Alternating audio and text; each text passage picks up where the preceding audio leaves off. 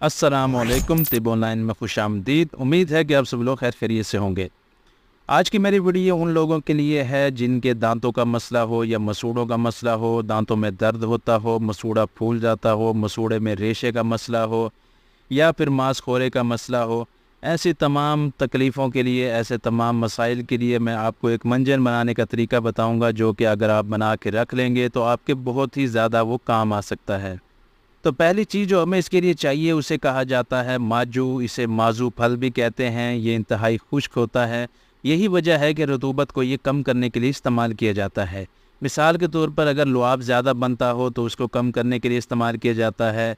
अगर बहुत ज़्यादा मोशन लगे हों, पतले मोशन लगे हों, उसको ठीक करने के लिए इस्तेमाल किया जाता है। ऐसी ख़वातीन जिन्हें सिलानुर रहम यानी कि लकोरी का मसला हो, उसको ठीक करने के लिए भी इसका इस्तेमाल किया जाता है। इसके अलावा ऐसे अफराद जिन्हें बहुत ज़्यादा पसीना आता हो, तो पसीने की मिकदार को कम करने के लिए भी इसका इस्तेमाल किया जाता है। इसके इस्तेमाल से पसीना भी कम आता है और बदबू भी पसीने में से नहीं आती। इसके अलावा अगर जिस्म के किसी भी हिस्से से खून बह रहा हो तो इसका पाउडर बनाकर लगाने से फ़ौरन खून रुक जाता है।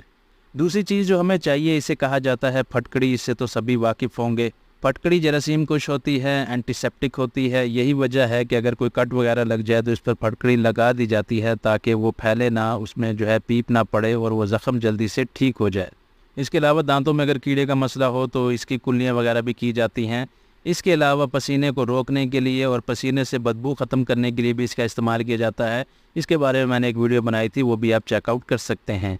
तो मंजन बनाने का तरीका ये है कि आपने इन दोनों चीज़ों को अच्छी तरह कूटना है। मुहावन दस्ते में कूट लें या खरल में खरल कर लें, या फिर आप ग्राइंडर में डालकर ग्राइंड कर सकते हैं।